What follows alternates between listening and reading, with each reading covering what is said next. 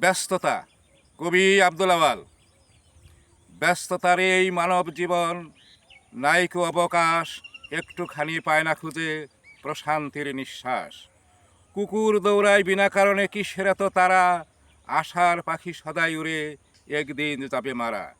উপর তলায় শয়ন কক্ষ, মাটির নিচে বাড়ি, ধনী গরিব থাকবে না কেউ, জগৎ যাবে ছাড়ি। সম্পদ হলো আত্মহংকার, অগ্নিপোড়া ছাই, কীটের বাসায় পচন তাহার, মনে শান্তি নাই। বৃদ্ধাশ্রমে থাকতে এখন সম্পদওয়ালা যত, পিতা মাতা চিনে না সন্তান, হইছে পশুর মতো। গরিব মায়ের সন্তানের খাওয়ায় বুকের দুধ, তাই তো করে কিছুটা মায়ের ঋণ পরিশোধ।